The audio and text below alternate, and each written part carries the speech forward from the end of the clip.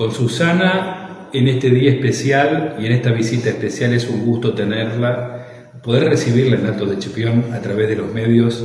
Estamos con la radio, con la tele, pero para expresar al público su testimonio de vida, su testimonio que usted nos va a decir cómo lo fue viviendo en su momento y cómo lo vive ahora. Gracias por estar. No, gracias por invitarme.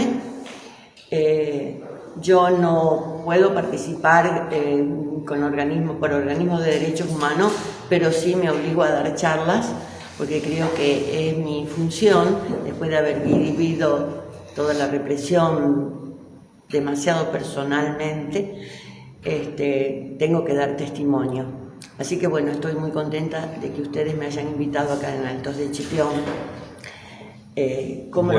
Vamos a comenzar hablando un poco de usted, dónde nació y bueno, aquellos años de 1976, dónde se encontraba, y después vamos a ir desandando esa historia, ¿no? Bueno, yo soy de la primera mitad del siglo pasado, un poco fíjate, cumplo 79 años, nací en Ramona, provincia de Santa Fe. Después mis padres se trasladaron a San Guillermo, a un campo. Luego me mandaron al colegio a Porteña y allí después ellos vinieron a vivir a Porteña, así que me quedé allí, hice el secundario y quería estudiar técnica química industrial, así que me fui a Córdoba, a la casa de una tía que tenía pensión. Ahí estudié técnica química industrial y bueno, viví el cordobazo, que no fue en vano el cordobazo porque estaban muy mal dados los programas, a tal punto que nosotros, por ejemplo, los técnicos químicos, nos presentábamos en las fábricas para rendir y no sabíamos qué es lo que nos pedían porque estaban desactualizados los programas. Así que empecé a trabajar en el comercio, en una empresa un comercio que vendía artículos de medicina. Conozco a Carlos, recién recibido, Carlos Patrignani, recién recibido de abogado, y él tenía la inquietud de militar. Entonces íbamos, en esa época había mucho movimiento político. Estoy hablando de la década del 60, del 70. Podías ver mucho teatro, cine, comprábamos libros, era la revisión histórica, donde la historia que nos habían contado no tenía nada que ver con la que se estaba revisando, y entonces descubríamos un mundo nuevo, y hablábamos, discutíamos de política, íbamos a mitines, bueno, una palabra nueva ahora, que eran reuniones políticas donde los dirigentes daban su parecer, se hacían debates. Así fuimos recorriendo socialismos, distintos partidos del momento, y se acerca un compañero de estudio de Carlos, Pablo Bernat, que está desaparecido también. Él militaba en Vanguardia Comunista, así que bueno, ingresamos los dos a Vanguardia Comunista. Yo seguía trabajando en el comercio que les mencioné, y Carlos se armó un grupo de abogados jóvenes que defendían presos políticos, porque en ese momento había muchas huelgas, paros, represiones y muchos presos políticos, así que los abogados de corbata no los defendían. Y por el otro lado, con dos camaradas más, también defendían luchas obreras del calzado. Carlos fue obrero paritario de IME, que era el que fabricaba los rastrojeros en ese momento. Bueno, y el partido nos hizo una propuesta, le hizo una propuesta a Carlos. En ese momento se necesitaba un abogado en el gremio del sindicato, en el sindicato de Ledesma, allá en Jujuy. Así que bueno, fuimos para allá. Y Carlos explicó que su carrera se la debía al esfuerzo de sus padres, pero también a todo lo que aportaron los trabajadores. Por lo tanto, su sueldo iba a ser lo de un obrero calificado. Y bueno, la empresa Ledesma en ese momento tenía 22.000 hectáreas, 11.000 trabajadores, fletaba un tren a Bolivia y traía trabajadores de Bolivia. No cumplía ninguna ley, había 2 leyes fundamentales de la provincia, que eran que tenía que prestar a través de un hospital sanidad a los trabajadores y además entregar viviendas, no lo hacía, a tal punto que había, explico, Ledesma, Pueblo Ledesma, es donde está la fábrica de azúcar, alcohol y papel, que es el que se consume, que se conoce. Y ahí estaban las casas de los jefes y también algunos barracones. Y después estaba Libertador General San Martín, que ese era particular. Ahí había comercio de todo tipo. Pero no alcanzaban las viviendas que hacía el ingenio, así que los trabajadores ocupaban terrenos del ingenio y con maderas, plástico, lo que fuera, hacían sus casas. Y bueno, en ese momento se da la elección de Perón, el regreso de Perón. Perón muere, queda Isabel. Ustedes conocen que las 62 organizaciones, que es la rama política del peronismo, quería obligar al sindicato a que se afiliara a las 62 organizaciones. El sindicato no se afilió porque consideraba que tenía trabajadores de todos los colores políticos, así que presionaban por eso. A Carlos trataron de coimearlo, era la época de la AAA. La AAA, esa organización policial, organizado por López Rega, que secuestraba sobre todo dirigentes políticos, dirigentes sindicales, abogados, y aparecían muertos con 40 balazos amordazados en los baldíos. Nosotros recibíamos ese tipo de amenazas. Así que en ese momento el gremio nos pidió que durmiéramos así como ellos también. Toda la comisión dormíamos en distintas casas porque era la costumbre ir de noche encapuchados y secuestrarnos. Y una vez hubo un paro en un taller ahí en Calilegua de la empresa, y en esa época se acostumbraba tomar de rehenes a los jefes como garantía para que la policía no los reprimiera. Bueno, estuvo Carlos presente como abogado. Y después, un día que volvimos de dormir afuera, vino la policía a decirle que el jefe quería hablar con él. No volvía, yo ya me puse nerviosa. Viene un policía, me dice: señora, dice su marido que viajó a Jujuy. Me pareció raro, me fui al sindicato y ahí se enteraron que lo detuvieron, lo habían llevado a Jujuy a la Policía Federal. Bueno, ahí se movilizó el sindicato y todo, y yo me fui a Jujuy a verlo en la Policía Federal. Me acuerdo que Carlos me retó porque dice: sola, 100 kilómetros, era muy riesgoso. Nosotros nos dábamos cuenta que nos seguían, la correspondencia llegaba abierta, bueno, además de las amenazas. Lo pasan a la cárcel, que era, el diario común del preso común. Nosotros íbamos a visitarlo los sábados y domingos, y que queríamos ir a la semana nos dejaban entrar, pero hubo un copamiento guerrillero en Catamarca. Entonces Isabel le dio la custodia de los presos políticos a las Fuerzas Armadas. Entonces ya ahí se terminó el régimen común, lo pusieron a todos los presos políticos en un pabellón con un encierro absoluto, y a las presas que estaban, las mujeres que estaban en el Buen Pastor, que era donde se encarcelaban las mujeres en aquella época, las trasladaron también ahí al penal de hombres. Así que cuando necesitábamos verlo, teníamos que ir al regimiento a pedir permiso y nos daban 10, 15 minutos, nada más. Eso pasaron unos meses y en un momento dado desapareció un camarada nuestro dentro de la cárcel y uno afuera. Yo estaba sola en Jujuy, corría el riesgo de que me secuestraran, que nadie supiera que me habían secuestrado, así que me pidió que me viniera a Porteña. Quedamos en escribirnos, llegaban las cartas todas censuradas. Habíamos quedado en que si se ponía difícil la cosa, él me decía que tenía un fuerte dolor de oído, en septiembre, octubre más o menos, yo no tengo, las fechas las pierdo, me mandó a decir que tenía un fuerte dolor de oído. Llegado a fin de año, me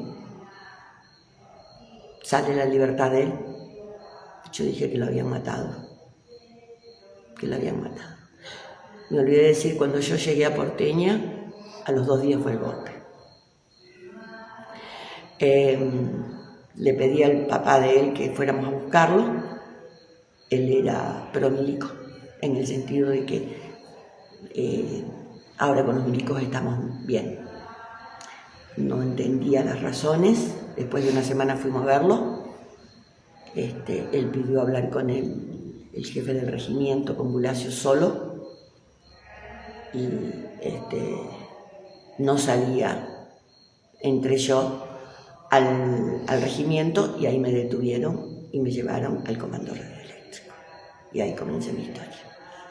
¿Usted estuvo detenida cuánto tiempo? Yo estuve detenida 13 meses, ahí en el comando radioeléctrico.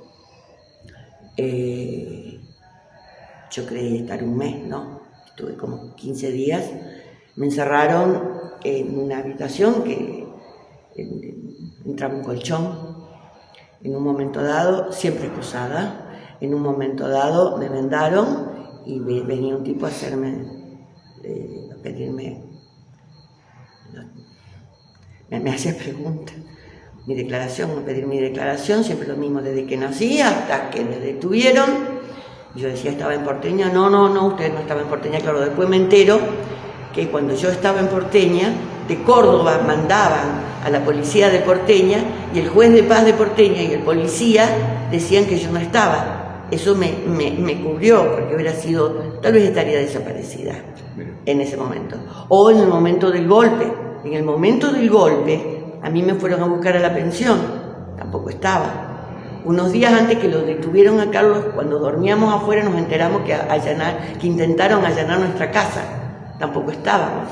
Menos mal que se volvió a Porteña. Claro, yo soy atea y digo que tengo un Dios aparte, sin ninguna duda. Bueno,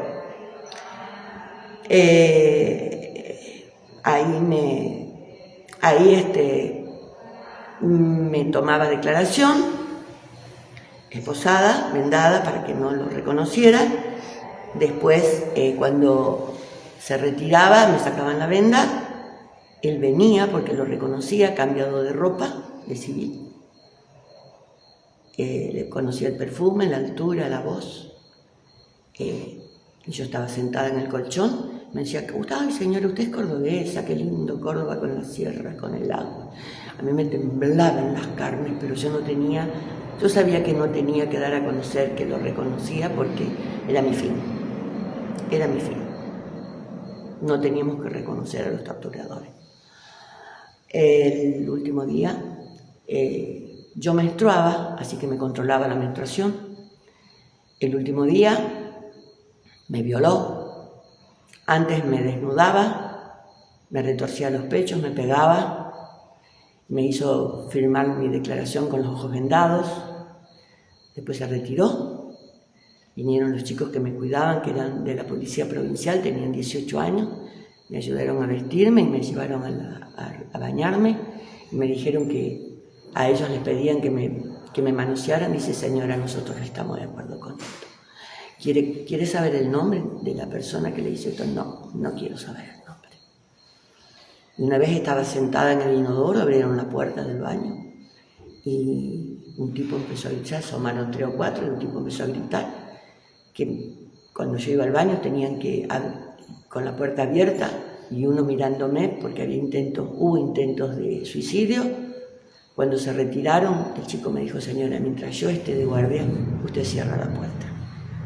Otra vez me llevaron a otro baño, pasé por una habitación oscura, había un chico sentado 2 días, se veía alto, con rulos.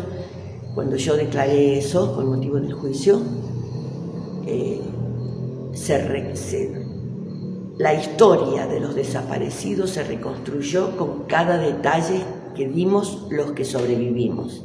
Ese detalle de ese chico ahí daba a suponer que podía ser fulano de tal, que desapareció en tal época, entonces pudo haber pasado por ahí. Así se reconstruyó la historia de los desaparecidos, porque no son 30.000. Dennos las cifras si no son 30.000. Ellos tienen todo registrado, todo, y dónde están los cuerpos y dónde están los chicos robados. Bueno, de ahí me pasaron a la cárcel. En la cárcel se presentó un tal Bulgeroni a cargo de los presos. Yo cumplí 30 en la cárcel, tenía 26 años, era teniente.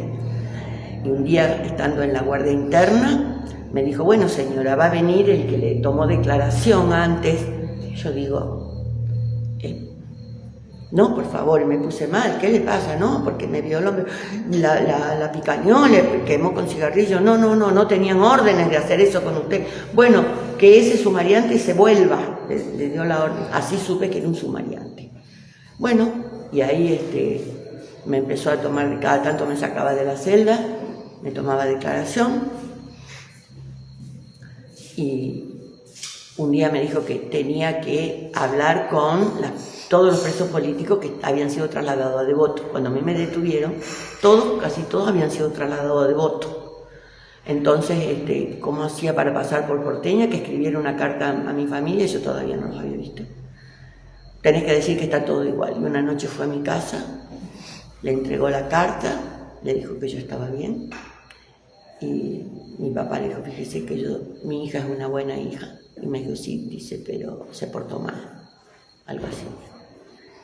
Cuando volvió, me dijo, estuve en tu casa, me había llevado a declarar a la capilla, se abre la puerta y apareció mi papá por primera vez.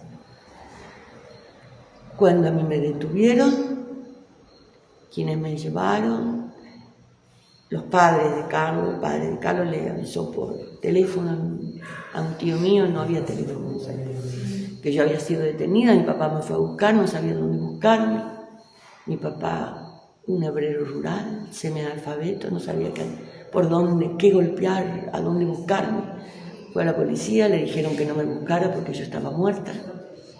Había ido mi papá con un camión jaula de un señor que vendía hacienda, y da la casualidad que donde él paraba eran de Ramón, así que se conocían. La señora que limpiaba ahí era vecina de una guardia cárcel. Ahí se enteró que estaba yo en la cárcel. Así que mi papá iba a la iglesia que estaba al lado de la cárcel, se sentaba en los escalones y dice que miraba la ventana. ¿En cuál ventana? Esta era mi vallita, yo era su vallita. Bueno, hasta que le permitieron verme, así que después todos los meses juntaba sus moneditas y me iba a ver. Tuve 13 meses detenida. Ahí no me torturaron, nada.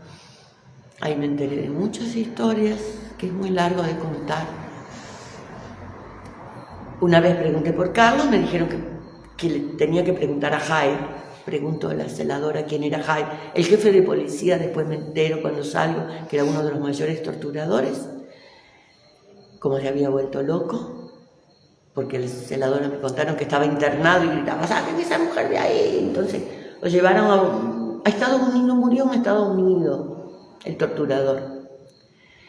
Primero me dijeron que había una bala para mí. Después me dijeron que tenía 5 años, porque yo pedí juicio. Si yo cometí algún delito, quiero que a mí me enjuicien. Después me dijeron 1 año. Como yo decía que era atea, les dije en la cara, yo soy atea y comunista. Me dieron la Biblia para leer, y de acuerdo a lo que yo leí, salí más convencida de mi ateísmo, comparado con lo que ellos hacían en nombre de Dios. Así que bueno, llegado a fin de año, publicaban en el diario que éramos liberados, Carlos fue liberado, mentira.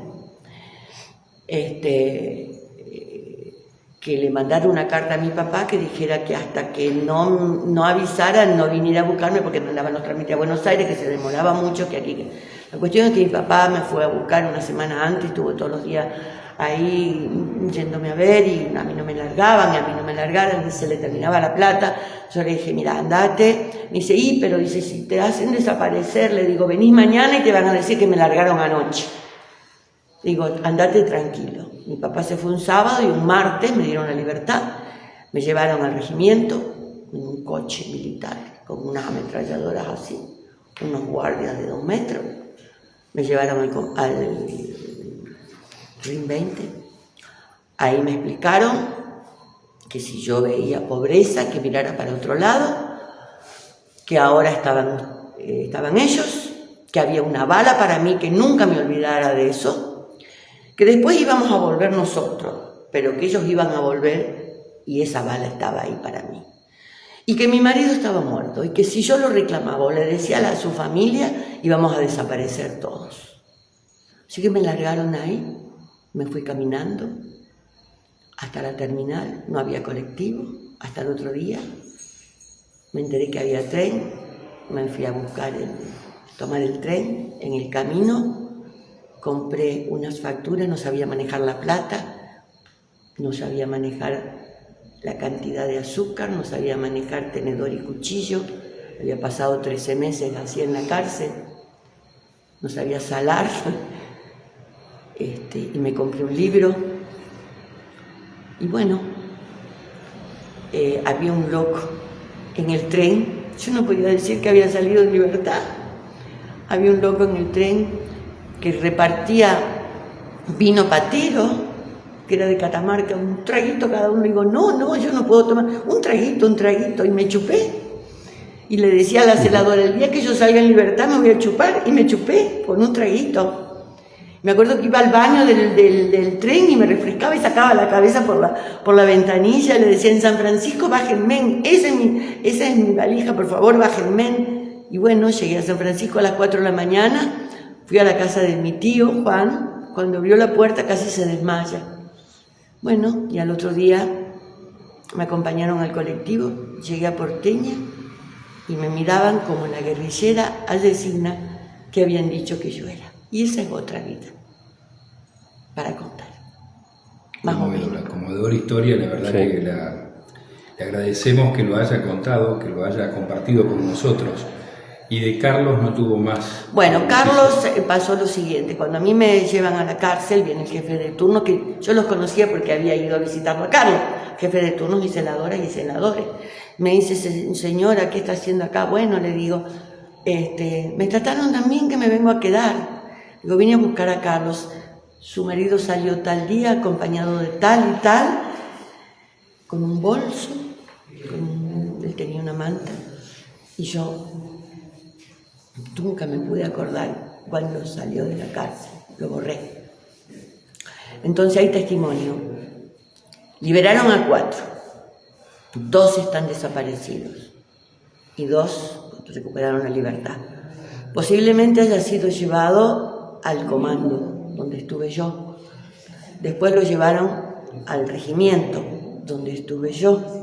Esa es la deducción que yo hago. A lo mejor cuando yo estuve ahí, cuando lo fui a buscar, a lo mejor él estaba ahí, o a lo mejor cuando me llevaron al comando él estaba ahí. No hay un testimonio que hable de Carlos. Pero, a ver, se supone que puede estar sus restos ahí en ese predio del regimiento que es tan grande, y no pueden escanear la tierra porque es pedregoso, mucha piedra. Así que bueno, se encontró un solo cuerpo ahí de una mujer, porque un perro escarbó o algo así. Las chicas de hijos, cuando yo fui al juicio,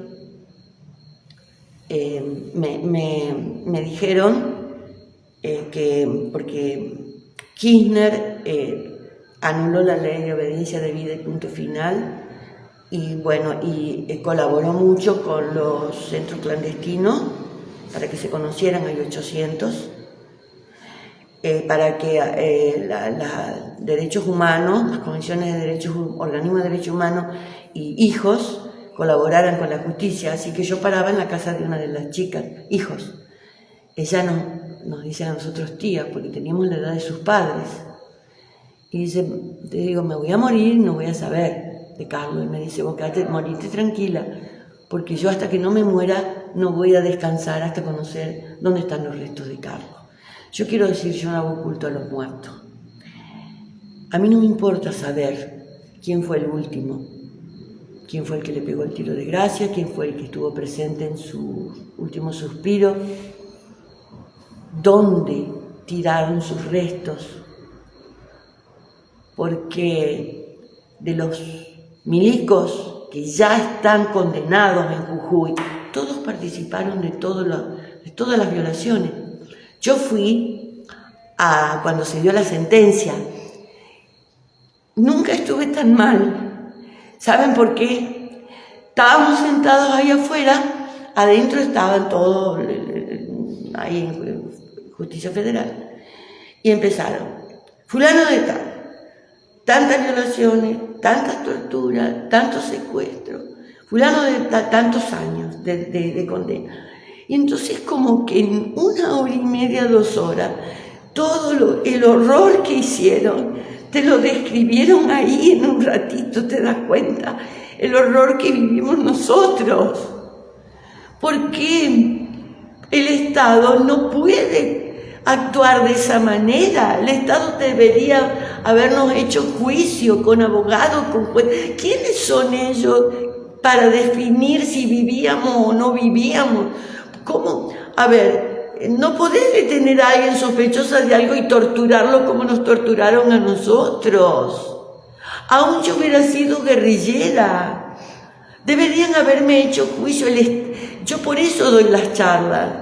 Yo doy las charlas para que nunca más pase esto. No puede el Estado, por eso es un genocidio, por eso es una violación a los derechos humanos, por eso va a pasar los años que pasen y van a seguir siendo perseguidos y no va a caducar el delito. Porque ellos, a ver, al tipo que a mí me violó, yo estaba vendada, estaba esposada, le pagaban para eso. ¿Cómo el Estado va a hacer eso? Entonces, ¿qué nos queda para nosotros los civiles? Eso es lo que tiene que entender la gente. Yo no fui guerrillera, así lo hubiera sido, hubiera matado 20 personas.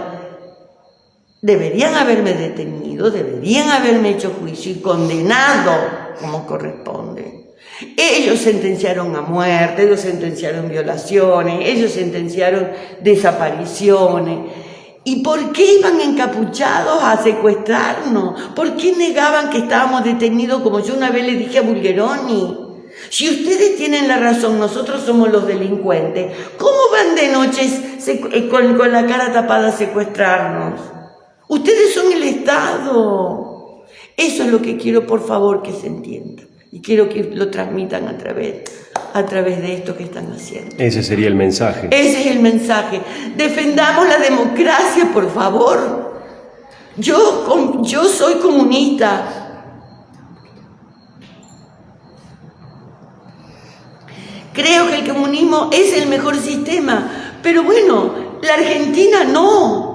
La Argentina no, la Argentina, la democracia, por más defecto que tenga, votamos, nos equivocamos, volvamos a votar y pensémosla un poco mejor. Por favor, escuchemos al otro. Los otros días, la secretaria en un acto, la secretaria de Educación dice: nunca más violencia, hablemos. Es que hablamos y no nos escuchan. Ese es el problema. Por eso se llegó a la violencia, Entonces había que parar, porque en toda América Latina se habían conseguido muchos derechos. Eran imparables desde el punto de vista de los gremios, desde el punto de vista educativo, desde el punto de vista de medicina, de todo punto de vista. Habíamos conseguido derechos, entonces había que parar todo eso. Entonces todos éramos guerrilleros. ¿Cómo iban a decir que tenían que matar al abogado del gremio porque el gremio les exigía que cumpliera con las leyes a la patronal? Claro, ellos no quedaban bien. Entonces Carlos Patrignani, para ellos, para todo el mundo era un guerrillero. Y hoy tenemos que decir: no, nosotros no matamos a nadie. Era un abogado que defendía los derechos de los trabajadores. Yo te pregunto a vos, después de que ocurrió todo eso, que siguió habiendo comisiones en el gremio, ¿quién tenía los huevos para seguir peleando por derechos después de todo lo que pasó? ¿Quién? Entonces, la patronal ganó. Entonces yo me pregunto, ¿qué papel jugaron los que hicieron esta represión? Espero que nunca más y que podamos salir a la calle y a gritar cuando no estamos de acuerdo y que no nos manden gases, ni palos, ni nos secuestren. Por favor. Muchas gracias.